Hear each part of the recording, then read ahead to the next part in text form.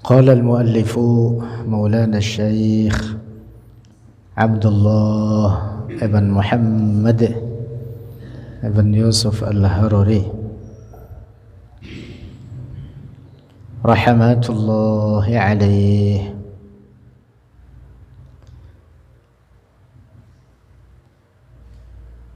قال الأزهري, telah berkata oleh Al-Azhari, alladzi huwa, yang bermula dia Al-Azhari, ahadu kibaril lughawiyyin, salah seorang beberapa pemuka ahli bahasa, fi kitabi tahdzibil lughati, dalam kitab tahdzibil lughah, naqlan, karena mengutip atau menukil oleh Al-Azhari, aniz Zajjaji, dari Az-Zajjaj, alladzi huwa, yang bermula dia Az-Zajjaj, min ashharihim, dari paling masyhurnya mereka al-lughawiyyin. Al-ibadatu, bermula al-ibadah, fi lughatil arabi, dalam bahasa Arab, at-ta'atu, itu ketaatan, ma'al khudu'i, bersama ketundukan.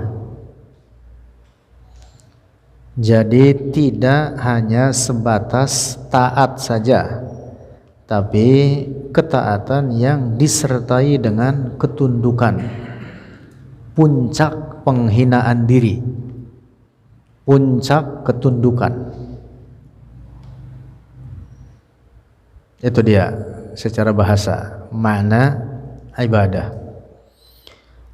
Wa qala, dan telah berkata, mislahu, akan seumpama ia,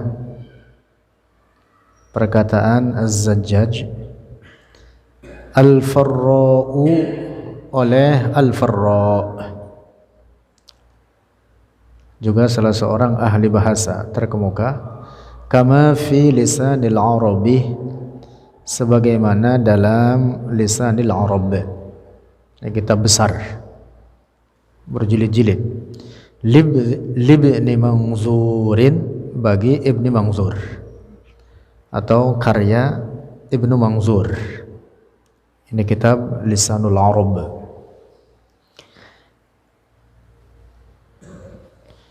Wa qala ba'duhum, dan telah berkata oleh sebagian mereka, al-lughawiyyin, aqsa ghayatil khusyu'i wal khudu'i, adalah puncak penghabisan khusyuk, ketundukan, wal khudu',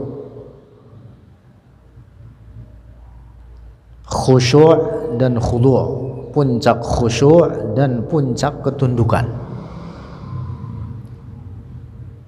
seperti dinyatakan oleh Al-Imam Taqiyuddin As-Subki. Wa qala ba'dun, dan telah berkata oleh sebagian lainnya dari al-lughawiyyin, nihayatut tazalluli, adalah penghabisan penghinaan diri.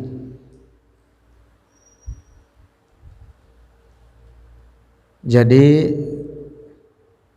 sampai kepada puncak menghinakan diri. Itulah pengertian ibadah secara bahasa, adalah puncak ketundukan dan puncak menghinakan diri, at-tazallul.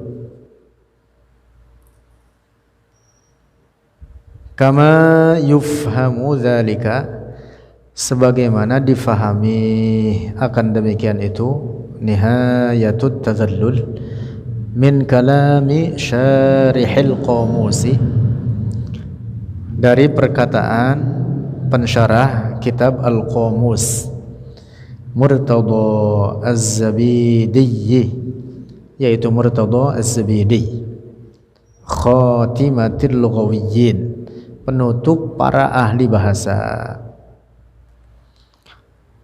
Nah, jadi kesimpulan makna ibadah seperti yang diungkapkan oleh banyak para ahli bahasa, para pakar bahasa, beberapa di antaranya disebutkan di atas itu tadi, memberikan penjelasan bahwa ibadah itu adalah puncak ketundukan dan penghambaan diri. Wahada, dan inilah makna ibadah alladzi yastaqimu, yang sesuai atau sejalan, lughatan atau yang lurus, makna yang lurus, lughatan secara bahasa, wa urfan, dan secara uruf.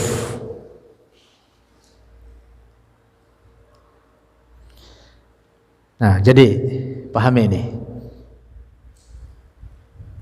Ibadah itu tidak hanya sebatas taat saja, tetapi ibadah itu adalah ketaatan yang disertai puncak ketundukan. Kalau sebatas taat saja, ini bukan ibadah. Kita taat kepada orang tua, kita taat kepada guru, tidak sampai kepada puncak penghambaan diri, ketundukan diri, tidak. Nah, karena itu taat kepada sesama makhluk bukan berarti ibadah kepadanya. Bahkan taat kepada sesama makhluk dalam beberapa keadaan itu diperintah.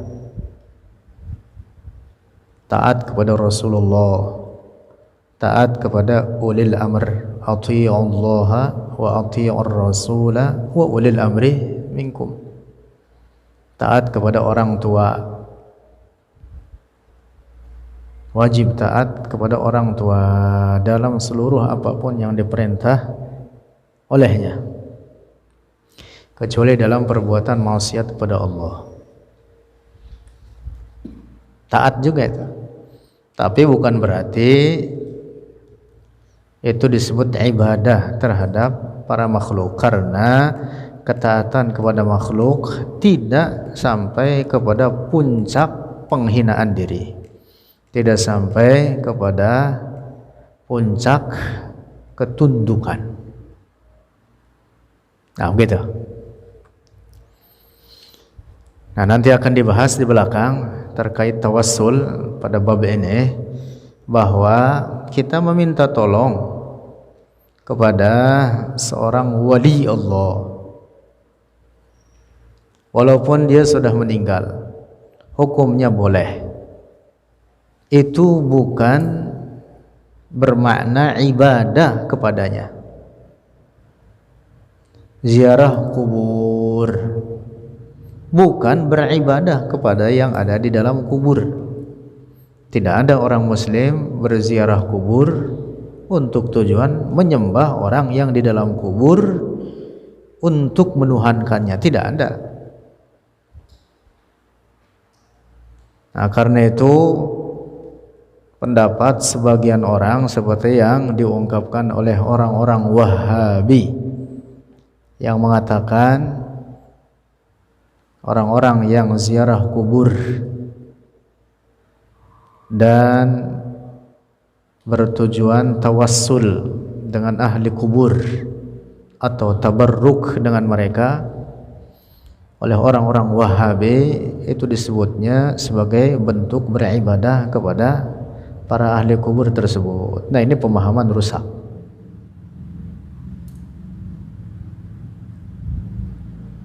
Tidak sesuai, tidak sejalan dengan makna ibadah secara bahasa. Nah, jadi rusaknya mereka itu adalah berangkat dari pemahaman yang menyimpang terhadap makna ibadah. Nah, jadi ini pertama-tama pahami dulu pengertian ibadah secara bahasa, supaya tidak mengklaim bahwa atau menuduh bahwa setiap bentuk ketaatan sebagai ibadah. Nah, tidak benar gitu itu. Jadi ibadah itu adalah apa? Yang ketaatan yang disertai dengan puncak ketundukan. Lanjut. Walaysa mujarradut tadhalluli, dan bukanlah sebatas merendahkan diri atau menghinakan diri.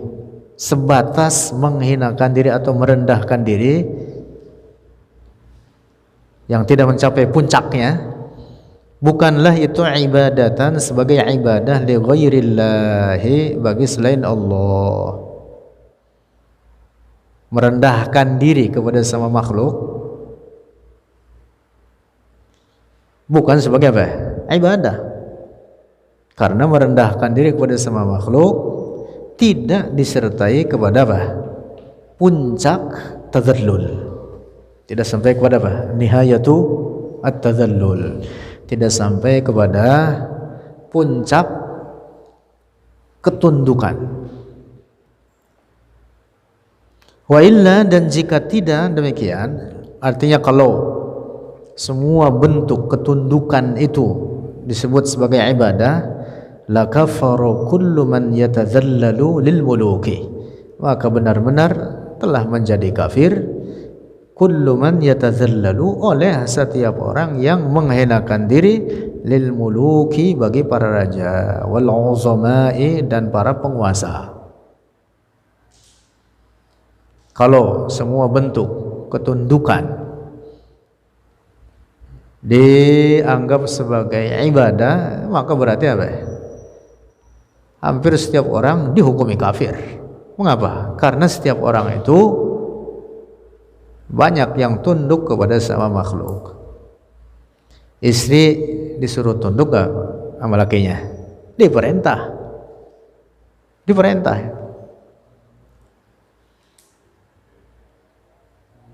Walaupun di zaman sekarang banyak yang kebalik. Banyak kebalik, war. Baik-baik kamu, war.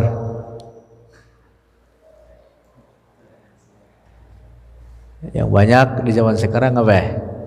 Lakinya diatur bininya. Yang diperintah itu bini tunduk sama laki. Anak tunduk pada orang tua, bawahan tunduk pada atasan, murid tunduk pada guru. Nah, kalau dikatakan setiap bentuk ketundukan sebagai ibadah, maka berarti hampir setiap orang itu menjadi kafir. Nah, tentu itu pemahaman rusak begitu itu. Wa qad sabata, dan telah sahih. Sabata ay sahha, telah sahih, anna Muadz bin Jabal, sesungguhnya Muadz ibn Jabal, lamma qadima, ketika datang oleh Muadz minasy-Syam, dari Syam. Syam itu Syria dan sekitarnya. Sajada, sujud oleh Muadz li Rasulillah, bagi Rasulullah sallallahu alaihi wasallam. Faqala ar-rasulu, maka bersabda oleh Rasulullah, ma hadza, apa ini? Mengapa engkau mengerjakan ini? Apa yang kau lakukan? Faqala, maka berkata oleh Muadz, ya Rasulullah, wahai Rasulullah, inni ra'aitu, sungguh aku ra'aitu, telah melihat oleh aku, ahla Syami, akan penduduk Syam, yasjuduna, bersujud oleh mereka, ahlu Syam, li batariqatihim, bagi betrik mereka. Betrik itu para pemimpin mereka di kalangan penduduk Syam saat itu, atau disebut dengan Ar-Rum saat itu. Ar-Rum, jadi orang-orang Nasrani memusatnya di zaman Rasulullah adalah di daratan Syam itu. Rasulullah itu dakwahnya menghadapi dua kekuatan besar, yaitu kekuatan Bizantium atau Romawi dengan Persia. Romawi itu atau Ar-Rum penyebutannya begitu. Banyak orang-orang Nasrani di sana. Itu pusatnya, itu dia di Syam atau Syria sekarang. Sementara Persia di wilayah Irak dan Iran sekitarnya dan sekitarnya. Nah, jadi musatnya di Iran.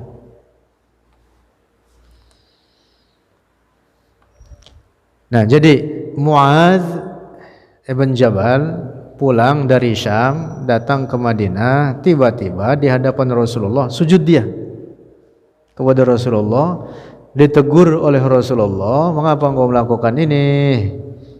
Kata Muadz apa? "Aku melihat para penduduk Syam bersujud oleh mereka terhadap para pemimpin mereka, betrik-betrik mereka, wa asaqifatihim, dan uskup-uskup mereka." Uskup itu orang-orang atau para ulama di kalangan orang-orang Nasrani, para ulama mereka, ulamanya, kurang lebih kiainya dah. Ya disebutnya gitu, disebutnya apa? Uskup. Sampai di Indonesia pun disebutnya uskup juga. Lalu kata Muadz, "Wa anta aula bidzalika," dan engkau wahai Rasulullah aula, lebih utama, bidzalika, dengan demikian itu. Dengan demikian itu apa? Untuk disujudi. Kalau mereka sujud kepada pimpinan mereka, engkau lebih berhak untuk disujudi. Masya Allah.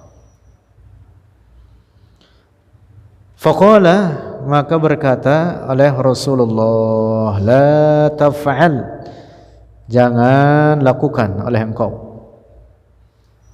"Lau kuntu amuru ahadan," jika ada aku hendak memerintah oleh aku ahadan, akan seseorang, ayyasjuda, untuk bersujud oleh ahadan, li ahadin, bagi orang lain, la amartul mar'ata, benar-benar merintah oleh aku, al mar'ata, akan seorang perempuan, antasjuda, untuk bersujud oleh al mar'ah, li zawjiha, bagi suaminya al mar'ah.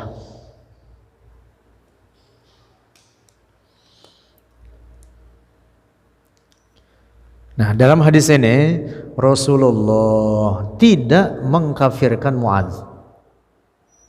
Padahal apa? Sujud itu diantara mazhar atau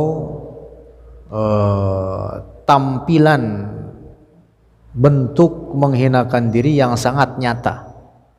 Sujud itu. Karena itulah pula dalam sholat praktek sujud itu merupakan mazhar min mazahiri at-tadhallul. Tetapi Muadz dengan sujudnya tersebut tidak hendak menuhankan Rasulullah. Nah, maka itu oleh Rasulullah tidak dikafirkan. Walaupun itu apa? Bentuk yang sangat nyata dalam ketundukan, penghinaan diri. Tetapi tidak sampai kepada nihayatut tazallul. Nah, dapat dipahami nih. Karena itu Rasulullah tidak mengkafirkannya. Rasulullah hanya mengatakan la taf'al. Nah, maka dalam hukum syara' pun hukumnya haram, tidak boleh sujud kepada sesama makhluk. Bentuk sujud tidak boleh, haram. Tetapi tidak sampai kepada kekufuran.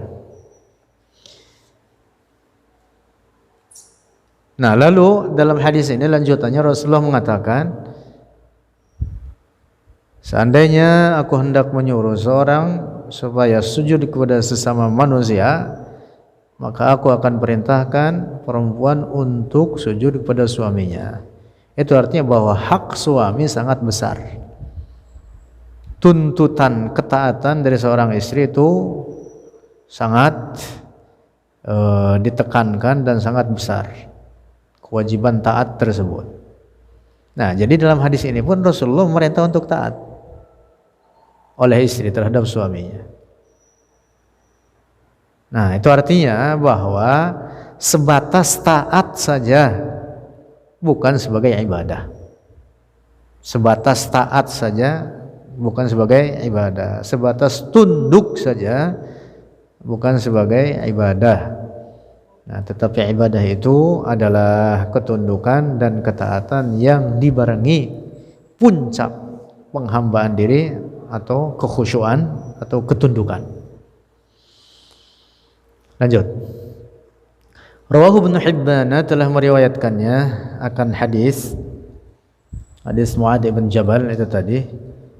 Ibnu Hibban oleh Ibnu Hibban, wa Ibnu Majah dan oleh Ibnu Majah, wa ghairuhuma dan selain keduanya, Ibnu Hibban dan Ibnu Majah. Walam yaqul dan tidak berkata lahu baginya Muadz, Rasulullah oleh Rasulullah sallallahu alaihi wasallam, kafarta, telah kafir engkau. Rasulullah tidak mengatakan itu. Wala qala lahu dan tidak berkata oleh Rasulullah lahu baginya Muadz, asyrakta, telah kafir engkau.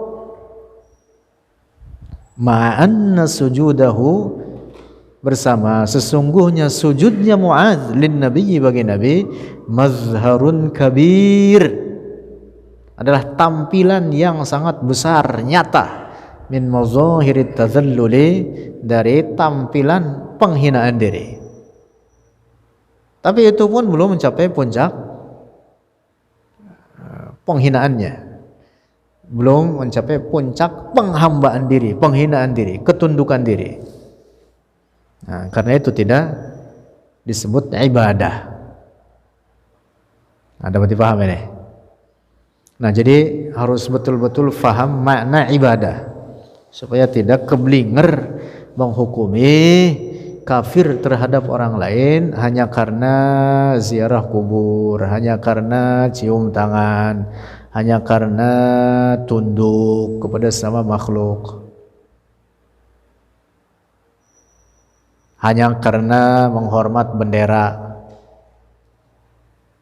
Ada sebagian orang Wahabi rusak akidahnya, mengkafirkan orang yang hormat bendera. Ngaco itu, ngaco. Oh, hormat bendera emang ibadah kepada bendera? Hormat bendera itu bukan ibadah. Enggak ada orang hormat bendera, menuhankan bendera sebagai Tuhannya dia. Hormat itu, tahiyyat itu, bahasa Arabnya ihtiram atau tahiyyat. Dalam beberapa keadaan itu diperintah. Menghormat itu diperintah. Nah, tetapi terhadap makhluk bukan berarti ibadah kepadanya.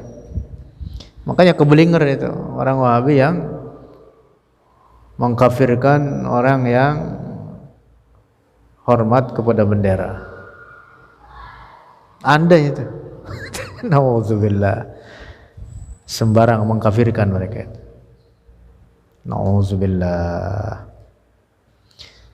Nah, demikian pula nanti pembahasan di belakang nih, ada banyak dalil terkait dengan tawassul. Bertawassul itu artinya thalabul wasilah, mencari perantara. Ada banyak ragamnya tawassul itu. Ada banyak ragamnya. Misalkan yang umum dipergunakan oleh masyarakat kita dengan menyebut nama Rasulullah atau menyebut nama seorang wali Allah. Nah, bertawassul dengan orang-orang yang mereka itu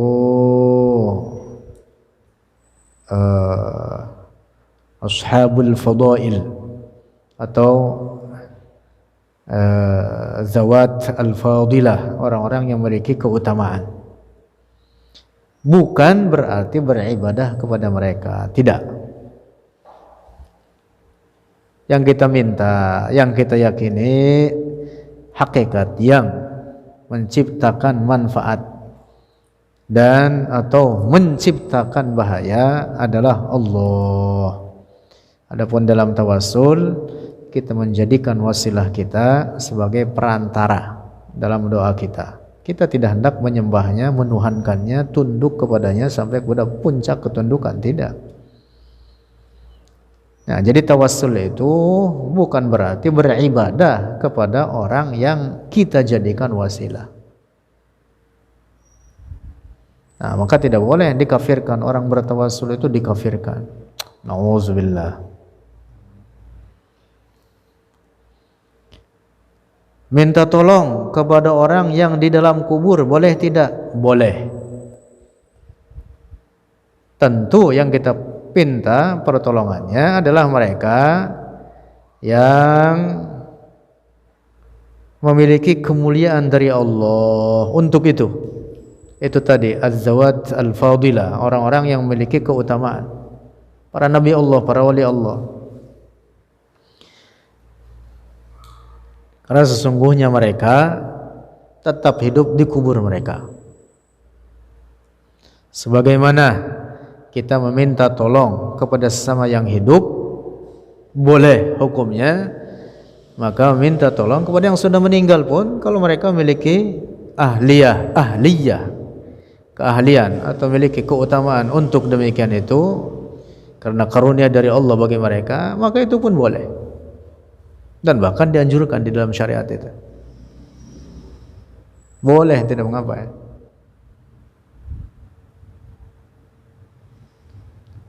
Kalau kita sakit kepala lalu minum Panadol atau Bodrek, itu adalah sebab. Itu adalah apa ya? Sebab. Sama prinsipnya dengan wasilah. Hakikat obat itu tidak menciptakan kesembuhan. Yang menyembuhkan siapa? Allah. Nah, tetapi obat itu disebut wasilah atau sebab. Disebutnya dengan sababun adi. Sababun apa? Adiyun. Jadi sebab yang menjadi adat, kebiasaan. Nah, terkait tawassul itu disyariatkan di dalam ajaran kita. Nah, maka tawassul itu oleh para ulama disebut dengan sababun syar'i, sebab yang ditetapkan atau diperintahkan bahkan di dalam syariat. Diperintahkan dalam syariat. Allah merintah, ya ayyuhalladzina amanu taqullaha wabtaghu ilaihil wasilah. Diperintah kita untuk mencari wasilah. Allah berfirman, wasta'inu bis-sabri was-shalah. Mintalah pertolongan dengan jalan salat, dengan jalan sabar. Ista'inu, isti'anah, prinsipnya sama dengan tawassul, prinsipnya sama dengan istighosah. Sama.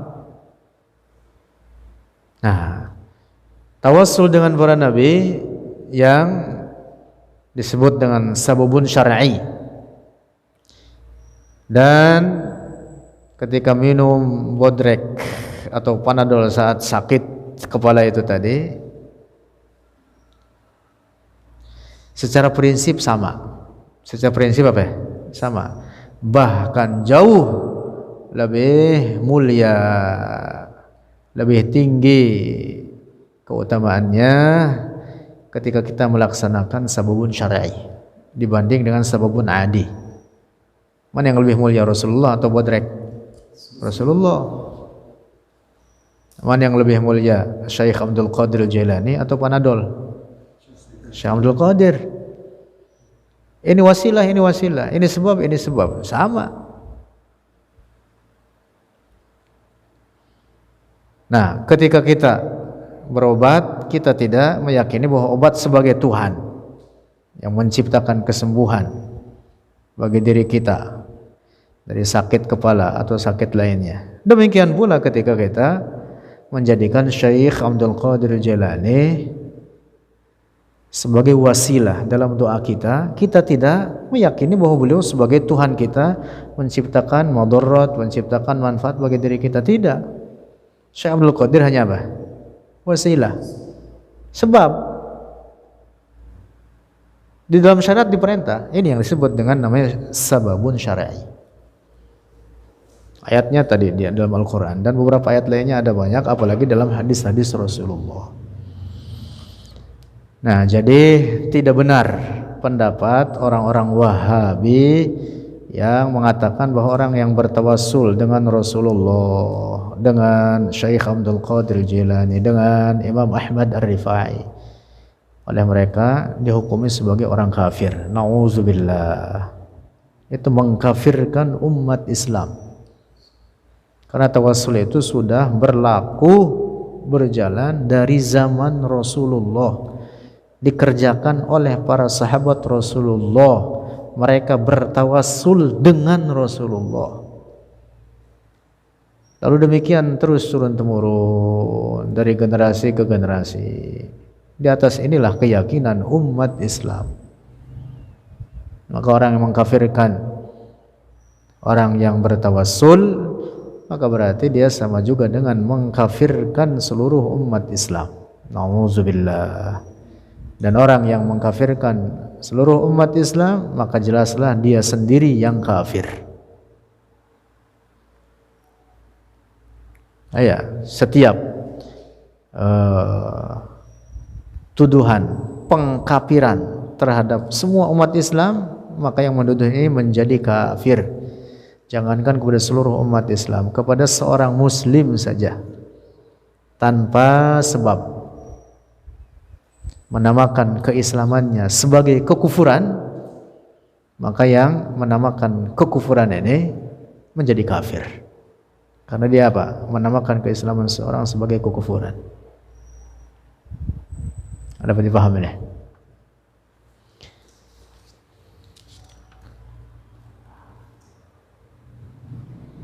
Wallahu a'lam bishawab. Sudah.